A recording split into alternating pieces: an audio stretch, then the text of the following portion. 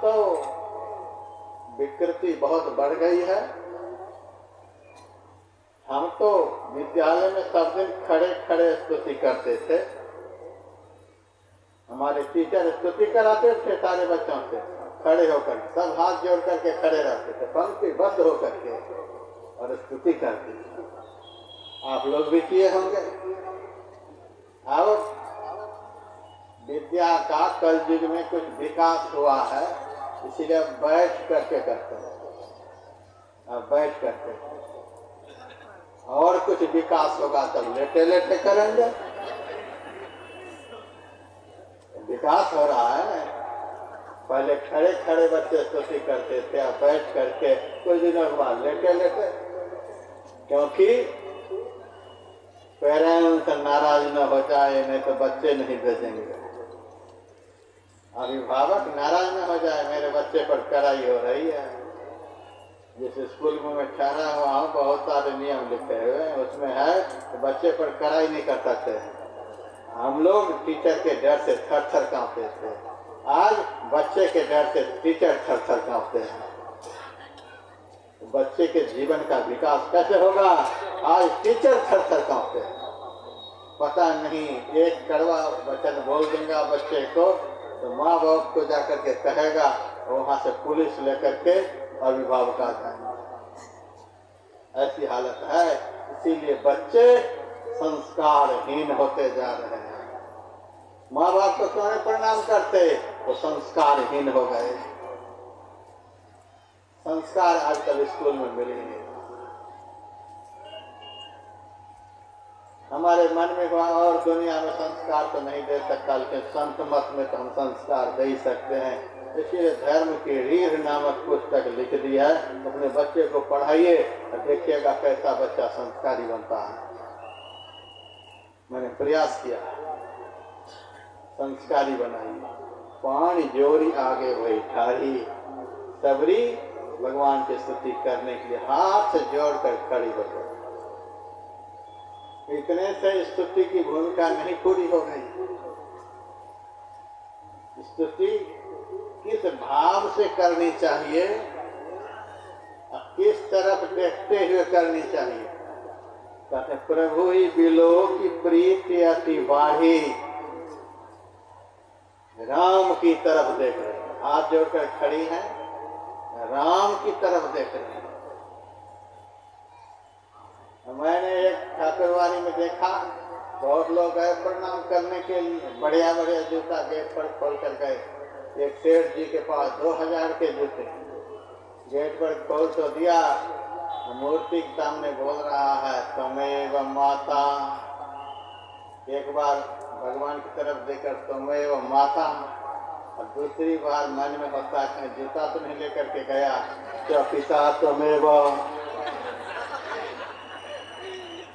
एक बार त्वमेव बंधु, क्या सखा त्वमेव, एक बार जूता की तरफ है, एक बार भगवान की तरफ। ऐसी स्तुति लोग आजकल कर रहे हैं। कभी ध्यान इधर है, कभी ध्यान उधर है, कभी उधर देख रहे हैं, कभी उधर देख रहे हैं। ये है स्तुति। प्रभु ही बिलो की हाथ जोड़कर खड़े रहें, और जिनकी स्तुति करें उनकी तरफ देखें और कहीं ध्यान नहीं। प्रभु ही बिलो प्रीति अति बाढ़ी, प्रेम इतना उमरे, इतना प्रेम उमरे अपने आराध्य के गुणगान करने में कि दोनों आंखों से आंसू की धारा बहे।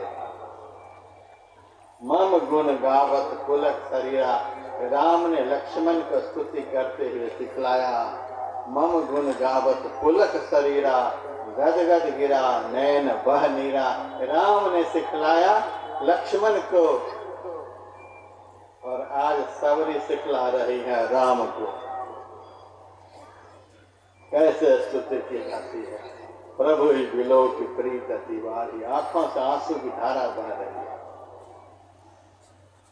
और बोलती क्या है, अब देखिए स्तुति के सब, यही विद्या स्तुति करम तुम्हारी, अधम जाति में जड़मति भारी। अधम के अधम अधम अति नारी, तीन माह में अति मंद अघारी। स्तुति का क्या अर्थ होता है? गुणगान। आप लोग सीख लीजिए, स्तुति का अर्थ होता है गुणगान। स्तुति ठीक ठीक वही कर सकता है जिनको अपने आराध्य देव में केवल गुण ही गुण दिखलाई दे। जिनकी स्तुति करें उनमें केवल गुण ही गुण नजर आए। मेरे से एक सत्संगी ने कहा, गुरु महाराज ने एक बात बढ़िया नहीं किए, अपने रहते ही यदि डिक्लेयर कर देते कि मेरे बाद ये बनेगा तो आज ऐसा नहीं होता। हाँ, अरे पापी क्या बोल गया। गुरु महाराज को यह ज्ञान नहीं था कि हमें आगे क्या करना है। गुरु महाराज तक में यह दोष दिखलाई दे रहा है, जिनके लिए गुरु कीर्तन में गाते हैं परम विज्ञानी सतगुरु जी। ऐसे परम विज्ञानी से भूल हो गई, इसीलिए ये बात डिक्लेयर करके नहीं गए। अपने सदगुरु में दोष का दर्शन करने वाला कभी दोष से रहित नहीं हो सकता है। गुरु में दोष का दर्शन, स्तुति का अर्थ जो स्तुत्य है, जो स्तुति करने के योग्य हैं, उनमें हमें एक भी दोष दिखलाई नहीं पड़े। और ऐसी स्तुति वही कर सकता है जिनको अपने अंदर में एक भी गुण दिखलाई नहीं पड़े।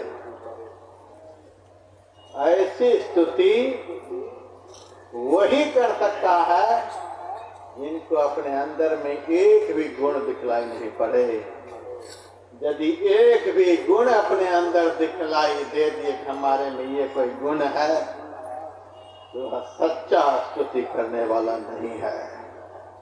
स्तुति करने वाले के अंदर सदैव अपने में दुर्गुण ही दुर्गुण दिखलाई दे। दुर्गुण का पहाड़ हमारे अंदर में खड़ा है और सद्गुण का पहाड़ आप में खड़ा है।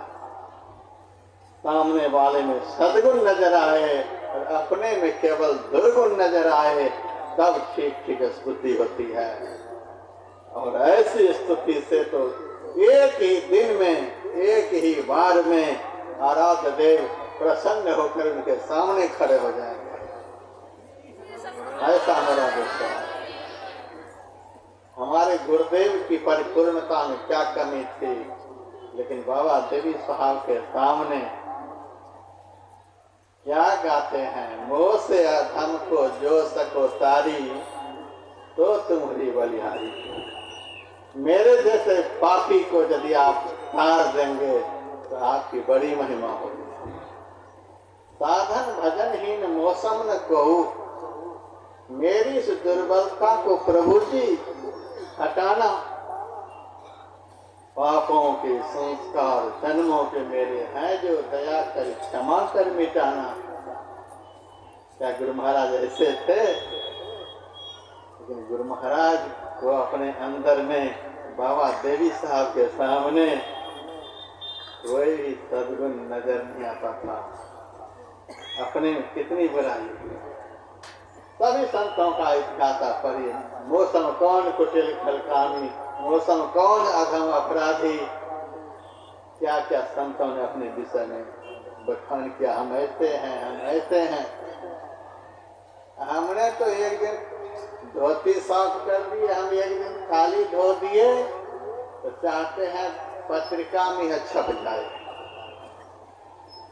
प्रतियोगिता दर्पण में यदि छप जाए तो सबसे बढ़िया।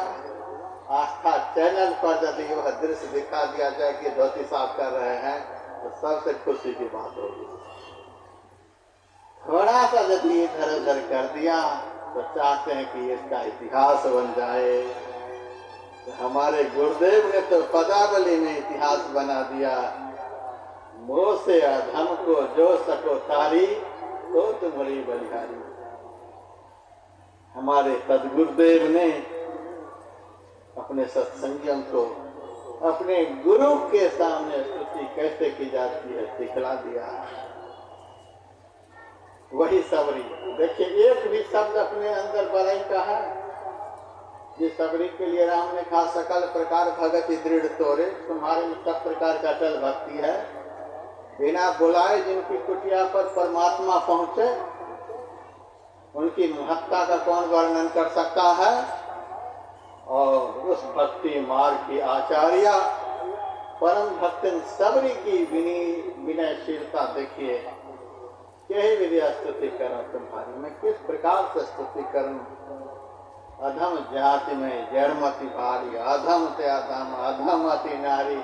कितनी बार अधम अधम शब्द का प्रयोग हमारे गुरुदेव के वचन में भी। वो से अधम को जो सको तारी। हमें तो गुरु महाराज में कभी कभी सबरी का दर्शन होता है। हमारे गुरु महाराज अपने बाबा देवी साहब के लिए उसी शब्द का प्रयोग करते हैं जिस शब्द का प्रयोग सबरी ने राम के लिए किया है। मोह से अधम को जो सको तारी, अधम से अधम, अधम अति नारी, तीन महमयती मंदा घारी। कितनी बार अधम अधम भगवान राम। और ये भी उठ रहा है। हम तो अपने तैयारी में, आपका है तैयार।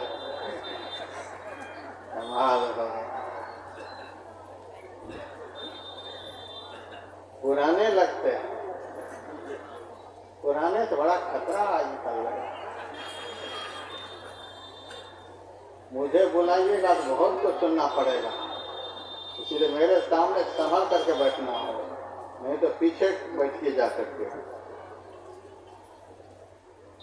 बहुत अपने अंदर का दुर्गुण सबरी बता रहे हैं। मोह से अधम को जो सकता है, अधम से अधम, अधम अति नारी। मैं कैसे आपसे स्तुति करूं। राम सबरी से कहते हैं, सबरी तुमको स्तुति करने के लिए नहीं आती है। सबरी कहती बिल्कुल नहीं। अच्छा, तू कुछ पढ़ी लिखी नहीं है इसीलिए तुमको स्तुति करने के लिए नहीं आती। तू कुछ पढ़ी लिखी नहीं, लेकिन हम गुरु वशिष्ठ जी के यहाँ रहकर पढ़े हैं, हमें स्तुति करने के लिए आती है। राम ने कहा दिया तुम्हें नहीं आती है और हमको स्तुति करने के लिए आती है। तो सबरी कहती है कैसे स्तुति की जाती है। राम ने कहा स्तुति सुनने के लिए तो अब हमको खड़ा होना पड़ेगा और हमारी जगह तुमको बैठना पड़ेगा।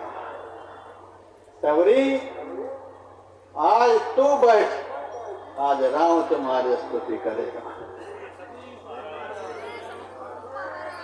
आज राम तुम्हारी स्तुति करेगा। देखिए स्तुति का क्या महत्व है। यदि ऐसी स्तुति भक्त के अंदर से होने लगे तो भगवान उनकी स्तुति करने लग जाएंगे। स्तुति में इतनी ताकत होती है।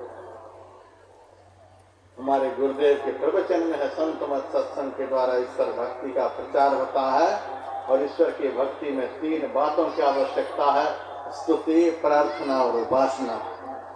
पहला नंबर में स्तुति ही है। यदि स्तुति करने के लिए आ जाए तो गुरु महाराज हमको कहेंगे तो बैठ, हम तुम्हारी स्तुति करते हैं।